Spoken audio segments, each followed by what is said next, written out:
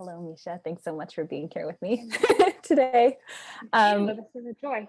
Yeah, thanks. So I'll just go ahead and start with the short reading. Yeah. I was thinking I would read something different than I normally do. So I'll set up the book just a little bit.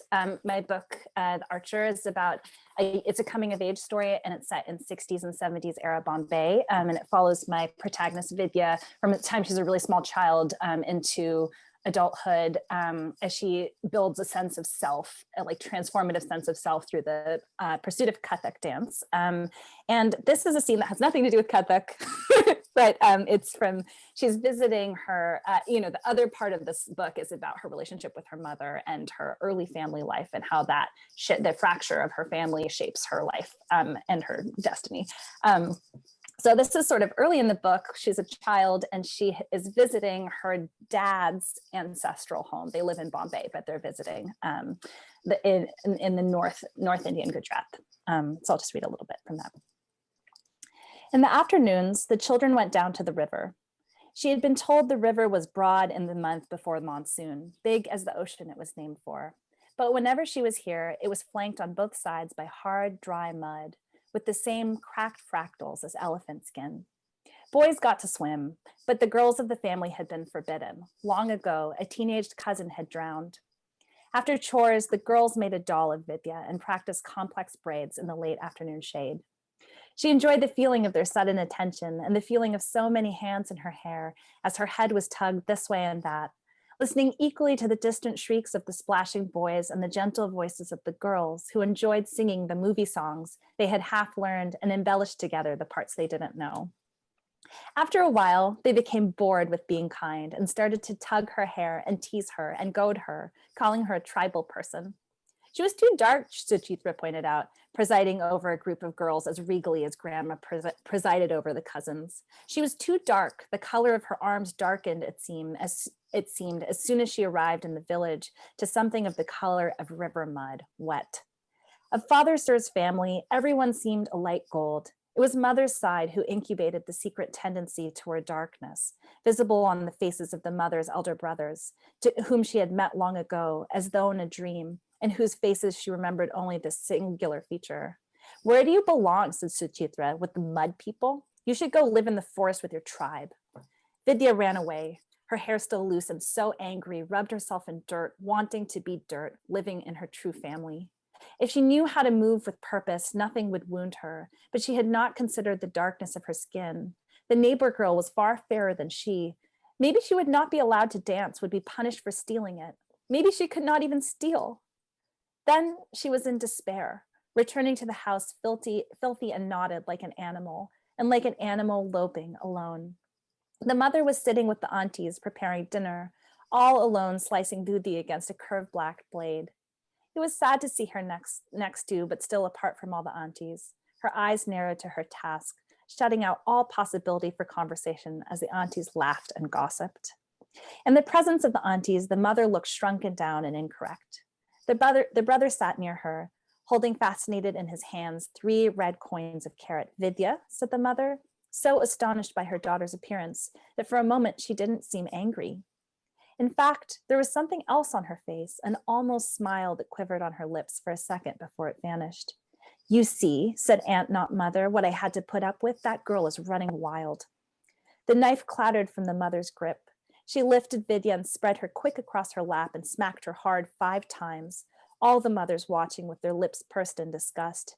And before Vidya could make this a sound, the brother did, letting out a wide wail, and the mother stopped before her hand smacked the bottom for a 6th time, or a 7th, or an 8th, as it seemed to want, growing as the blows were in intensity and speed. Unlike the brother, Vidya knew better than to cry.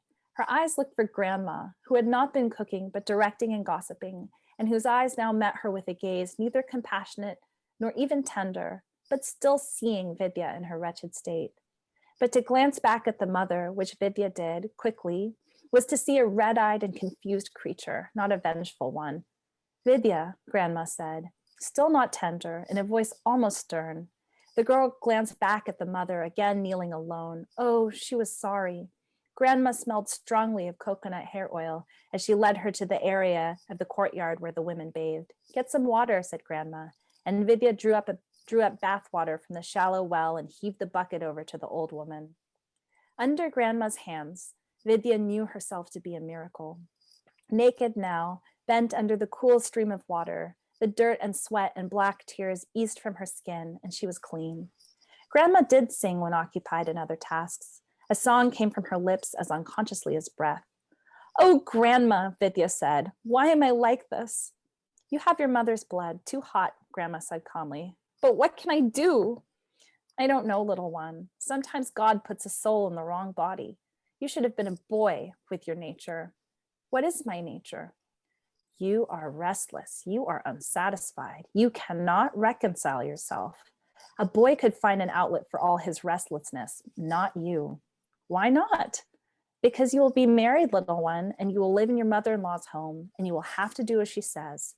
No, no, I won't get married. No, said Grandma, taking the girl's cheeks in her hands. Now a breeze licked against Vidya's wet skin, and she shivered. You wild thing, I don't know what's going to become of you. And I'll stop there.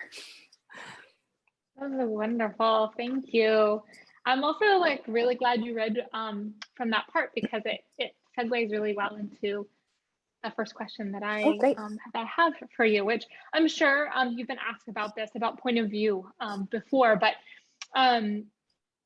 for people who haven't read the book, I'll just kind of briefly set up. So the beginning part that Shruti just read from is in third person. And then there's a shift that happens. At first, it's kind of brief through dance. The character of Vidya is able to access the first person. And then we move into a later section of the book and Vidya goes to college and first person narration takes over and continues for the rest of the book. And what I wanted to ask you about is point of view and proximity, because in certain ways, the reader is allowed closer proximity to Vidya in the first person sections. And by, a late part in the book, we even have the intimacy of a kind of direct address where Vidya says to the reader, pardon me. But there's other ways that I almost felt more in the moment, I guess I might say, with little Vidya in sections 1 and 2, because when we move to section 3 and we move into the first person, it's a reflective narrator. So we're hearing from a Vidya who's living at some point in the future and looking back on her time in college and all that comes after that. So I guess I wanted to talk to you about your point of view choices and kind of your process of coming to this choice and any thoughts that you have on point of view and proximity. What a wonderful question. Thank you, Mesha. It's so nice the way that you put that, because that was kind of that's really what I was trying to do, especially with the early sections with Vidya as a child. As you can tell from that section, intense sensory feeling and intense emotion, but not a lot of narrative coherence in the way that you have later, where you have an older narrator, somebody who's really consciously making meaning out of her life. There's a person, the earlier part that's in third person is somebody who is not necessarily even feeling like they're the protagonist in their own life. Things are happening to them and they're experiencing a lot of things. And as adults reading the book, right, we have a vantage where we can make a narrative, we can understand some of the machinations or like some of the things of the adult world. We're getting a peek, but Vidya is very ignorant of many of the narrative of her life is not coherent to her yet in that place. So in some ways, I wanted to give a real sense of intense immediacy, because I think in one of the ways that I think about my own memories of childhood is in that way where you're not quite, especially when you're just at the age of memory, right? You don't have enough memory to make a narrative of yourself, So that's like your parents or your caregivers, the adults in your life, they're holding that narrative for you and helping you find your place in it before you have that. And if you don't have somebody to do that for you, which Vidya doesn't, her parents are very absent for a lot of this book, and especially absent of this purpose of holding her story for her, you might experience your life in this way of intense sensory, and it's almost overwhelming sometimes, the things that she's experiencing, intense sensory detail, intense emotion, but not a lot of narrative. So that felt really important to me to capture. And I think that there is a pathway, there is a narrative that the reader can find. So I hope that it's not like a struggle for the reader. I do feel like there's like some, I do think that the narrative and like the narrative, like the clarity of those later, of Vidya as as an older person, you can see that, and that those sections feel really tonally different. And I love that idea of immediacy and remove, because in some ways the sections with Vidya in first person that are older, there is absolutely a sense of immediacy. There's a sense of coherence, right? And there's a sense of, and she has a very strong sense of herself, and is, does have blind spots, but is, really reflective. But of course, like that kind of analytical thinking can hold you at a distance too. So there is something, there were earlier versions of this book where the third and the first weren't like, the way that I was making them work was not like, it wasn't quite on the page yet. There's a switch that happens in the book that you alluded to that was really important to me. That was, it's like the fulcrum of the book, and it's almost like the point of the book. And I hadn't done enough work on either end for it to feel like it made sense. And I think I got like it would have been easier in some ways, but I was just like, oh, I'll just chop that part off and I will just be in Vidya's. Like I had at that point set up so many things in motion for Vidya that I think I could have sustained a novel just with Vidya in the first person as she's older. But there's something really important to me about those early scenes that was the like overwhelming. It's not just that you get to see what's happening, right? That these events that are happening to her with her family, that are some of them are very traumatic, that you get to see how she's experiencing them as a child, and instead of just remembering it. But there was also something, that feeling of just like, in some ways, like lush, sensuous language that is happening in those early sections that also felt really important to me and said something to me about trauma, about forming a sense of self. And as she goes into the I, very strangely and unexpectedly, that I bridge felt really important also, to watch her coming into herself in this like very literal way in some ways, where she really does move into becoming an agent in her own life through dance. So I didn't necessarily know that that's where I was going when I was writing, and I was writing a lot of I wrote the first chapter as it is, basically, and then spent a long time trying to understand how to write the rest of the book. And I was writing just a lot of stuff in my notebook, kind of out of order, and half of it was in third person and half of it was in first person. And then one day I just wrote the first person, when the first time that the first person is introduced. And I was like, oh, okay. Like somehow my brain was trying really hard to marry those two things to each other. But there's something, about the distance, when you think of yourself when you're a child, like if you're not like thinking about a memory that you've like back constructed from a picture, like, can you just imagine being in such a tiny body, for example? Like I can't even, my daughter now, she's 3, and I just think, I guess I wasn't a body that small, but I can't even remember what the world felt to me in that body. So there's really a sense of, in some ways, a sense of immediacy, and then real sense of distance that happens in those memories that I was trying to capture. Yeah, I mean, I think you do an amazing job. I think that I'd never, I agree entirely with that like oddness of trying to like actually physically remember what it's like to be a child. And I think you do capture that. And I was fascinated. I think it works really well, the third person versus first person. But if I were to think of it like objectively, like I wouldn't say, oh, well, third person would be the right thing for those early childhood. But it, yeah. And I was also trying to think of like, I can't off the top of my head think of other books that do this. It felt very new to me. So I don't know if you had like any models for different like first versus third, but with the same character? I didn't. I had already found the structure. And then there's a wonderful book called Memoirs of a Polar Bear that's translated from German. And there is this really amazing part that it is narrated it is through the perspective of a polar bear, which sounds like way weirder than it was. She like, it's truly a bizarre novel, but it's also very readable and delightful. I recommend it.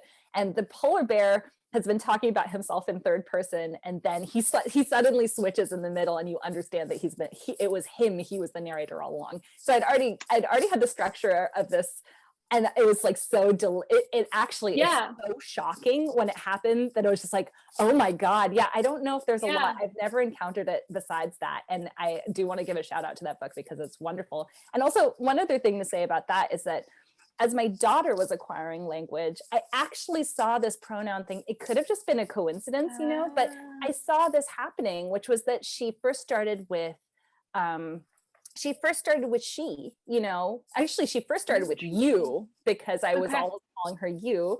Then she switched to she, and the concept of I was like very different. It's very difficult to explain it to somebody. So for a long time it would be you or she.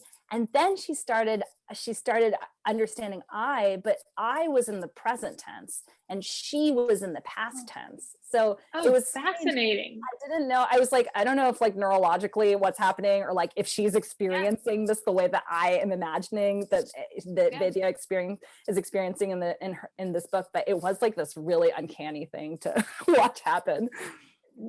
Yeah, like that it's like, at least from what you're seeing from the outside, like it's taking her a while to get to the I, and that's like exactly what you wrote in the book. That's really fascinating. Oh wow, cool. So I wanted to. So much of this book has to do with dance and movement, right? And I know that some of the book is based off of your mother, who is a Catholic dancer, and I read the interview that you did with her, and I know that she kind of helped you to in certain ways of writing the dance. But I wanted to also ask you about like just writing movement and kind of how that process went for you, because you're trying to use words to express for the reader what it feels like and looks like this dance, right? Which the dance itself is translating some kind of emotion and spirit, right? And there's moments in the book where Vidya says that she talks about what I sought to convey through dance. So there's so many, like, I feel like levels of some sort of like kind of translation going on here. And I thought you did an amazing job of it, but I just kind of wondered like what it felt like to write so much movement. Yeah, thank you for that question. Yeah, I think that I am a really physical writer. Like I do really enjoy writing. Like, I think that I'm also just like a very like physical sensory person. So a lot of how I experience the world and make meaning out of the world comes through like my physical senses. So that's just like reflected in my writing. I really liked what you said, where it was not just what it looks like, but what it feels like to be dancing and moving so much. That was really, I mean, I'm writing a really specific, very extremely precise classical dance form, right? So there are some things that were really like technically important for me to get right. I wanted somebody who like was familiar with Kathak to come into this book and not be mad at me. I wanted them to feel like she got it right, that like, this is the structure of a traditional Kathak program or whatever. But I never wanted to like hit anybody over the head with technical, because technical stuff you need to just put a little bit in so that people know that they can trust you. But the whole way that Vidya inhabits that movement is by forgetting it, right? Because she's practiced it so much. It's so deeply into in her body. And she's not experiencing those movements necessarily. Like now I move my hand, now I'm doing a turn, she's so fully in the kind of the fire of concentration that she's transcending that movement, that's what practice does to put it in her body. So I don't know, it was, I guess, in retrospect, kind of a challenge, because in some ways it would be easier. And there are actually a couple sections where you are watching somebody dance as opposed to Vidya dancing herself. But in some ways it was sort of a harder challenge because I was trying to convey some really specific things. But in other ways, I think it gave me a lot of freedom to imagine into what I was really interested in. I love that's how you pointed out, like trying to do something in language, right? That like language isn't really supposed to do. You know what I mean? Like, and I actually was realizing that also with the first section with Vidya's memories as a child, that's also something language is not quite supposed to do. Those are memories, like the way that memories are stored bypasses language, those early memories. So again, these were like two ways. And this is very validating for me because there were so many times in the writing of this book where I was like, who told you to do this hard thing? Nobody. Nobody asked you to do this hard thing. There were so many things that were really intimidating to me about writing this book. And, you know, both of the like craft, like challenges of the limitations of language and like entering into like, essentially I've written a historical fiction novel, technically in a country that I don't live in. So that there were definitely many times during this process where I was just like, nobody asked you to do this. You're just doing this yourself. But it was also a pleasure because I think that one of the things that you know, that one struggles with when they're working with language is its limitations. And there's something so immediate about dance and physical movement that anybody who has a body, lives in a body, can see, you know, can understand something beyond language or outside of language when they watch a body move. And so, of course, like the very thing that drew me to writing about Kathak and writing about movement is what made it one of the most challenging things to write about, but also really pleasurable, because I'll never get to be very good at Kathak. You know, I just spent her whole life working so hard, so I got a little taste of what it might be like to be really good at that. I like that. I like that. Yeah, because and I like that you say that it was also like joyful or satisfying, like, because that comes through. You know, that is so much of Vidya's like experience. So that, of course, she's working very, very hard and she's practicing and but you do convey that like body joy of it too. I like that phrase, body joy. You also just mentioned something which I think goes well into my next question. Where you said you technically wrote a historical fiction novel and set in a country where you're not living right now. So I wanted to talk a little about settings. So Bombay, the college campus, Versova, like they're all really richly inhabited in this novel, and they're very important to the book and also to who Vidya is. And I'm curious about the work that you did to make those settings come alive for yourself. Especially because you didn't, it's not happening currently. It's happening in the 60s and 70s, so that you could then, like, how did you make it come alive for yourself so you could put it on the page? Because it feels very alive on the page. But yeah, I was going to ask, where were you living when you were actually creating these scenes, and like, what was your process like for that? Yeah, what a great question. I was living in America the whole time.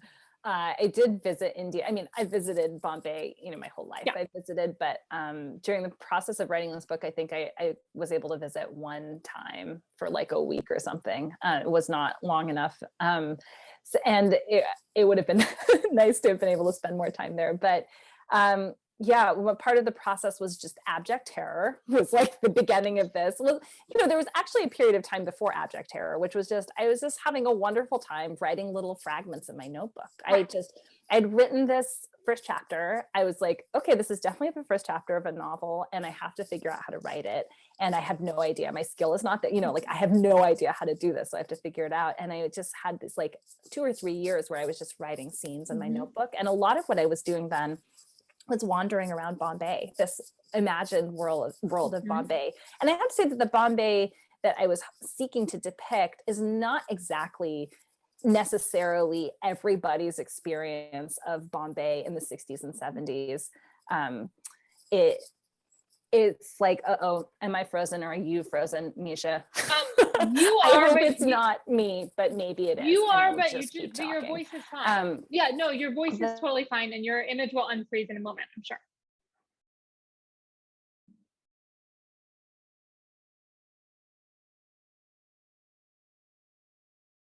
Are you still there?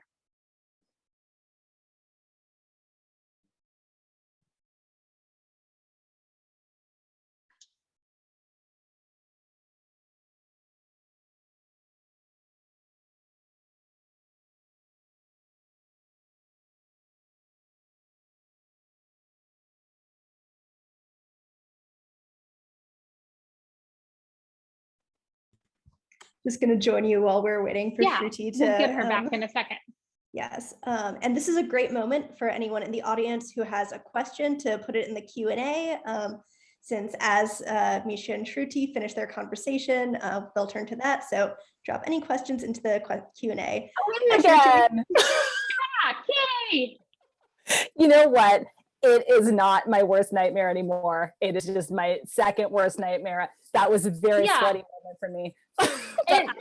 You did great. Here you are. No, everything's fine. You were just telling us about wandering through Bombay in your mind as you started to write this, and that the Bombay that you were seeking to convey wasn't necessarily everyone's experience of Bombay. Okay. Yeah. Perfect. Thank you. So yeah, it was a Bombay that was kind of created, fomented in my mind from the time I was a child. My parents both grew up in Bombay in the 60s and 70s, and I just grew up hearing stories about that time. I was watching it, like those were all the Hindi movies that I was watching as a child, were the ones that were set in the 60s and 70s, and those were filmed on real streets. And I was looking at pictures, there's all these like very glamorous pictures of my mother dancing Kathak, which I've never actually seen her perform. She stopped performing before I entered the age of memory, I think. It's possible that I've seen her dance in performance that I just don't remember. But there were a lot of very glamorous and beautiful pictures, and I had these stories. So part of the desire to write this book was to reach with my imagination into this world that I'd been dreaming about since I was a child. And it was the kind of thing where, I was hearing stories. My parents would tell me stories about Hindu mythology and the gods, these stories of the gods from the Ramayana or the Mahabharata that took place in India, and then I was also hearing stories of their childhood that also took place in India. And India, that same way was like, I could go to Bombay. It wasn't the same Bombay that they lived at in because the city was irrevocably changed. I can go to, if you go to Rishikesh in the Himalayan foothills, you're seeing some of the places, right? If you're going into the Himalayas, you're seeing some of the places that these stories are set. So there was this strange and kind of wonderful crossing of mythology, what was real, what was fantastical, what was imagined. And that was sort of one of the pleasures of making this world and wandering through this world. So I definitely, and all that being said, like all the vibes, I wanted the vibes to be right, but I also wanted it to be factually correct. And I felt a great responsibility to do that. I was really worried that I wasn't going to get that right. And I finally, I did research. I talked to my mom mostly a lot about like small details. And I ultimately was like, I'm not writing the definitive book about Bombay. There's so many wonderful books about Bombay that already exist. This is a book about a Bombay in the 60s and 70s. And so I think that was finally, because there's so much time that I was so afraid to step out. Once I had passed my notebook phase and I knew I needed to start putting the story in motion, I was terrified to leave the apartment. We were like stuck in the apartment, and I was like, we got to get out of the apartment. This is crazy. I can't spend the whole novel in the apartment. But stepping out the door of that apartment in fiction was a little terrifying. And once I did it, then I got less scared because I felt like, okay, this is mine. I can do it. Yeah. I like that because it actually kind of reminds me of like experiences I had while traveling when I was younger, where I would like arrive somewhere and like get somewhere and be in a hotel room or apartment or something, and then be like, okay, at some point I have to leave and like go into this like totally. but everything is under control as long as I'm in here. Yeah, totally. So I like thinking about that in terms of the book. Yeah, actually, it's pretty true of my experience of going to India too, where first I'm just like, I just need to get acclimated in this room. You're like, I'm comfortable here, but then I do have to leave and go out. Yeah, totally. I have one more question for you before we move to the Q&A part. So I was really interested in, there's a lot of dualism and kind of like mind versus body, like almost sort of Cartesian dualism that I saw in the book, where like there's moments, especially with Vidya and Radha, where they talk about their bodies and their minds in these ways where like Radha is studying and working. They're in college. For people who haven't read it, they're in a college dorm together. And she said, and Raha says, I don't mind being hungry. She's referencing like missing the meal time. And Vidya agrees. But then there are also these moments, these really tender moments when like Radha offers Vidya this sweet and places it in her mouth.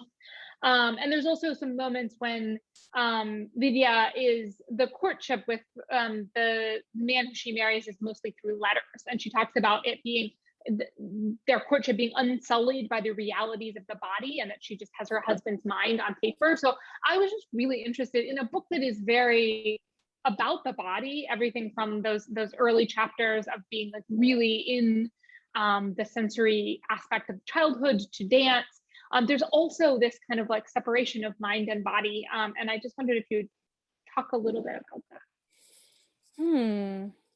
Oh, that's a great question. I hadn't thought about it. Yeah, well, I think that I don't know if this exactly answers your question, but I was really conscious of Vidya as somebody who had experienced trauma and what that might do to her experience of her body and her experience, like her experience of herself and her experience of self through the body. So I think that in some ways, what's confusing about it, or, you know, what's surprising about it, is that she's a deeply embodied person. She experiences things very deeply through her body and makes a lot of meaning through the experiences she has, especially through dance, but also other things. So she's a very sensual person, like a sensory person. But yet there is this way where there's like kind of something that tears. I did feel like there was something that tore in her when she was a child, and that there are these ways in which there are these, you know, like the idea that you could be hungry and not eat, you know, or the idea, even the ability to bear a lot of pain, which you must do in order to dance Kathak, that you have to have so much strength in your legs, and bells are really, really heavy, you know, because you start with one strand, they're all brass, but you work up until you're there. You've got these really heavy bells on. So I don't know if you guys can hear that. The Blue Angels are also practicing today. So if it sounds like I'm in an insane thunderstorm, I'm not. So yeah, I think that there are ways that I wanted to give her a sense of being detached, or being like not fully being able to reconcile those aspects of herself. She's terrified of touch in some ways too, that there's a deep, which is like a deep longing to be connected to people, and also a complete inability to know what to do in moments where she's connected. So in some ways she's like, I think through dance, been able to create like a very healthy sense of self. And then there's other ways that have gone so wonky, like a tooth that grew weird. It just found its own way to grow, but it got all wonky. And that's one of the ways. I think there's some ways where, though she is a very embodied character, she's also very removed from her own desires and her urges. Yeah, that makes sense. And I think that's probably, what I was like kind of picking up on, and it can come out in terms of like, saying I'm hungry, but I'm not, but I'm going to prioritize like studying over that, but then also in relationships in her life too. Well, I'm going to move us over now to, there's a question from Allison Leahy, which actually is a question I was going to have for you in a different way. So we'll just move over to this. So Allison says, about your mama, what role did she play in the ideation and writing of this story? Thank you for the question, Allison, my friend Allison. My mom was a very integral part. I was blessed to have an extremely, actually, I think absurdly supportive mom in this process. Both my parents have always been very supportive of my artistic self and life, against all odds. I think they've just always been like, okay, I guess that's what you're doing. That's great. My mom was really, this was a very collaborative process with my mom. This book actually was sort of born out of many conversations I had with my mom over the years about our family history, about her life, about her experiences of Kathak, about, of course, both my parents grew up in Bombay, about their experiences of Bombay. So all of these things, were the seed of my book. And as I started writing, I was really drawing on this is all fiction. All of it's really fictionalized, but I was drawing on real memories, you know, that my mom had shared with me and real experiences that she'd shared with me. And I took great liberties with them. And my mom was really like, I was actually surprised to, you know, I showed her many drafts of the novel. In fact, the first 50 pages I showed her. And that was one of the things where I was like really, you know, terrified to get them out of the apartment. And I think I did in 50 pages. And she just read it and she said, you know, this not all the details are right, but the essence is right. So you can keep going. And after that, I really charged forward because I'd had all of these little scraps and fragments that I had scattered over many notebooks. And then as soon as I started writing a scene, I'd be like, oh, okay, I've already written that scene and I could just pull it in. Yeah. And it was somebody needed to, it was, I mean, I guess I could have maybe given myself permission, but I really felt like my mom was just like, I trust you and you can just write, and you can write this. I think you can write this. And that was really, you know, instrumental to me writing this book. And she read many drafts of it. She gave me lots of notes, very generously gave me lots of notes. Sometimes I disregarded her notes and then she was okay with it. And then there was a point in the story that the book just completely, you know, it started with her, you know, it started more closely in biographical details. And at some point I had to follow the story. I didn't have an allegiance to, you know, it's like I'm a faithless, greedy, selfish writer where my only allegiance is to what's going to make a good story and not what really happened. So very soon the book jumped off the tracks of my mom's life and it became something of its own. And my mom was really generous in letting it go too, you know, that she was not attached to a certain depiction of anything. And I think she was able to be like, that is not me, that is a character. And actually what wound up happening is that many of the concerns that and things that I've been thinking about as a young woman who, you know, coming of age as an artist and trying to make her place as find her role and place in life as an artist, came into this book. So it turned out to be, you know, it's set in a very different time and place than the one that I grew up in and exist in, but it's in some ways a very personal story because the things that Vidya is grappling with in her own cultural context are the things that I absolutely am grappling with, like in terms of how do you make a good life? That's the question that this book is asking. How do you make a good life, a deeply good life, not just one that's consumed in a fire of art and everything else is awful, is a ruin, you know, a life that has meaning and has relationships and has obligations and has responsibilities. What do you prioritize? How do you make sense of that? How do you fulfill your responsibilities? Because that gives you joy too, you know, being in the world and being in relationship with people and can feed your art. How do you do all of those things and hold art at the center of your life and enjoy your life? That's really the question of this book. And it's my question. It's so nice that you said earlier, Mesha, that it's a joyful book because I wanted it to be really joyful. I wanted it to be the book that I wanted in the world. I wanted a book that asked these questions and said, there's hope and the world is beautiful, and named the world as beautiful. I wanted to live in a world that was beautiful. So in some ways this is, you know, deeply influenced, inspired by my mom and also very much my own story. That's really beautiful to think about, like it being so infused with your mom and with you. And as you were talking about that, I was thinking like, it is a really joyful book and it's also so much about, it asks so many questions about sacrifice, but not in like, I feel like when I say that, so that sounds really like heavy and depressing, but it does, because it asks like, you know, there's so many things that that Vidya has to there's ways in which she tries to make dance the center of her world, and it's all about balance, right? And I think that, I guess that's what you're saying too, those questions that you're asking yourself too, and to live a joyful and like fulfilled kind of life is also not about going to the opposite extreme, right? Where we let everything else be sacrificed for our art. That's also not the right answer, I don't think either. Yeah. Yeah, right. Yeah. We have another question here from Amy Lyons that says, did you find first person or third person more difficult to write? Or did you find that each had its own challenges? Hi, Amy. This is so nice. I wish we were all in person.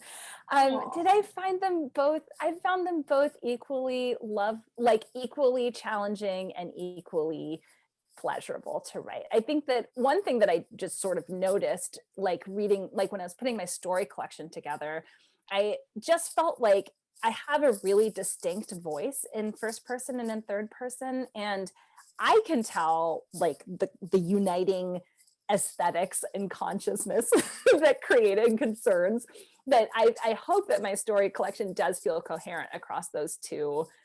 There's no second person, it's just first and third. And there was actually a time where I had created a story collection just of my first person stories. And I felt like there was something missing from that it wasn't like as interesting or complicated as with the third person. I think that sometimes with the third person, I have more remove actually. And sometimes you need that remove too. So I think I was just intuitively going in both camps, and then I think there was something about my brain trying to bridge those two things. And that's how they both wound up in this very strange way in this novel, that my brain was like trying to unite those two things that feel a little bit disparate from each other. But yeah, I think I was like, oh, well, I only wrote long sentences in my first person, but that's not true. There's some incredibly long sentences in my third person. So, which I love writing long sentences. So they're there in both. That's wonderful. All right, well, any other questions?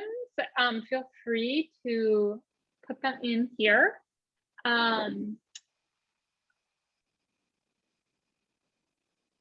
And I guess I could come up with some on the moment questions, or if you have any, I guess other parts of your process that you feel like you want to share with us, or that we haven't touched on this evening. I don't know. It's funny. It was funny kind of, I was looking back at all these notebooks. I was trying to find something that I had written in one of them. And it was actually just like really reassuring to me, because I don't know if this has happened to you, Mesha, but I just like, in some ways I was just like, I don't know. I guess I just wrote it. Like I can sort of remember writing some of this. And then other parts of it, I just feel like it's crazy. I was working on this book for like 7 years, so it's, so much of it feels like so distant now. It was kind of reassuring for me to see how much I had I was like, no, I worked really hard on this novel. Like I had so much stuff, and also a lot of structural stuff. Like I could see myself trying to plot out different, like where the story went, or what different story arcs, or like really puzzling out like structural or technical things. Because I was like, sometimes I think of myself like, oh, I'm a very intuitive writer, and I definitely am.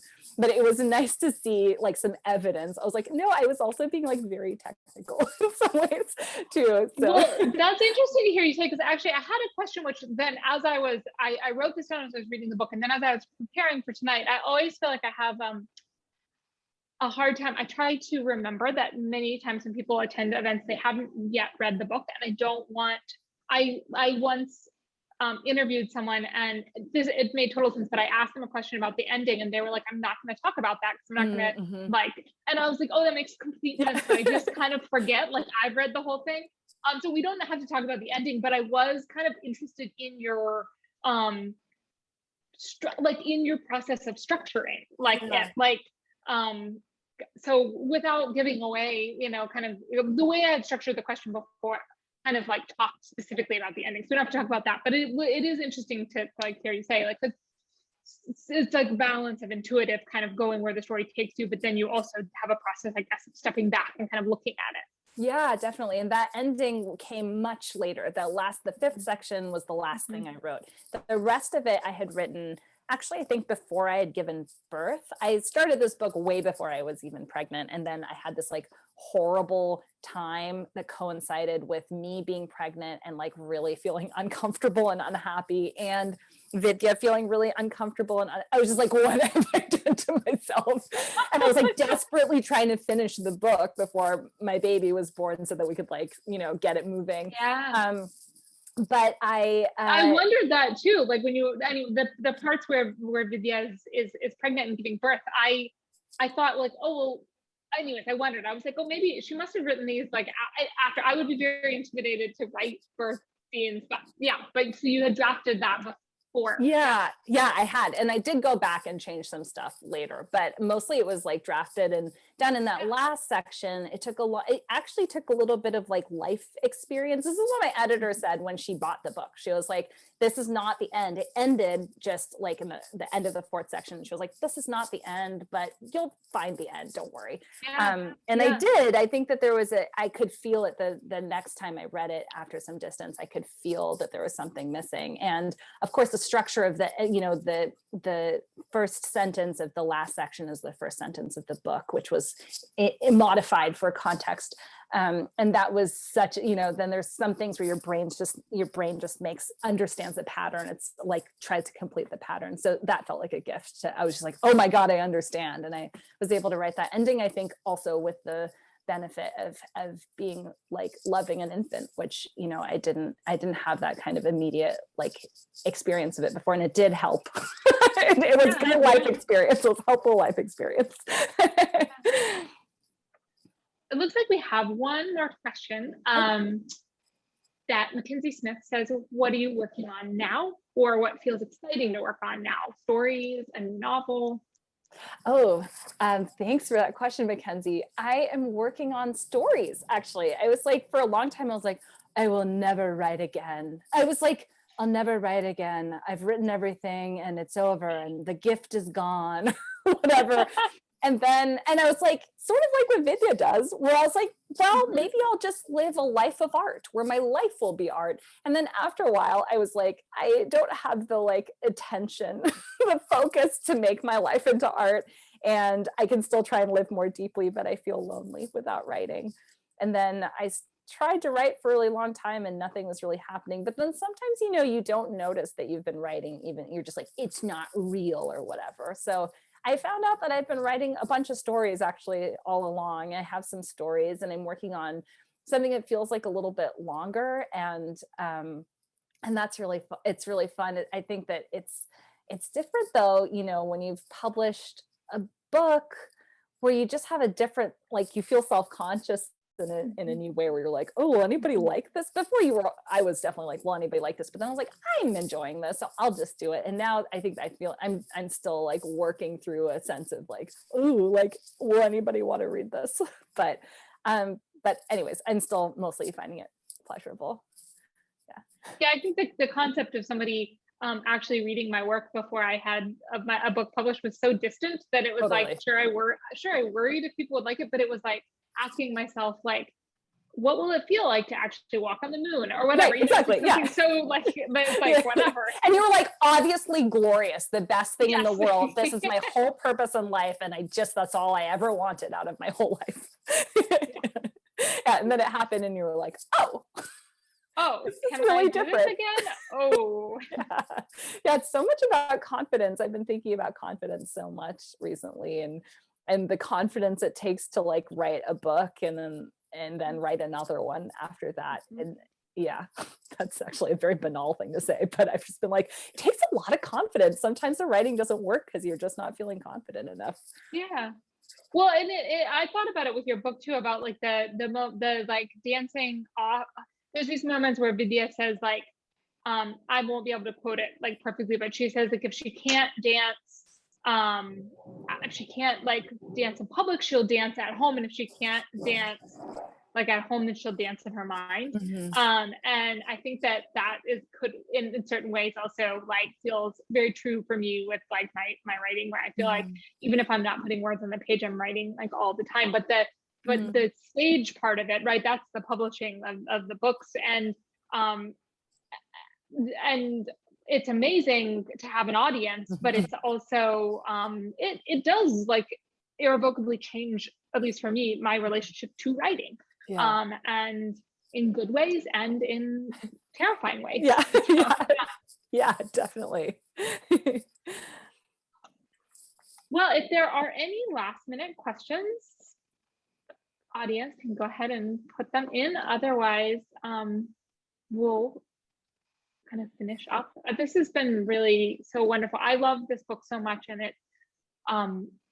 I feel like I love it even more now, just like being able to talk with you about it and thinking about you and your mom and Vidya like all together. In Oh, that's so nice. Thank you so much, Mesha. It was so wonderful to talk to you. Thank you both so much for joining us. This was such a wonderful conversation. And for everyone watching, if you haven't bought the book yet, go buy it right now. If you have bought it, go buy it for all your friends. The Center for Fiction bookstore is open. We're fully reopened, so come check us out in Brooklyn. And have a really wonderful night, everyone. Thank you. Hi, thank Bye, you. everybody.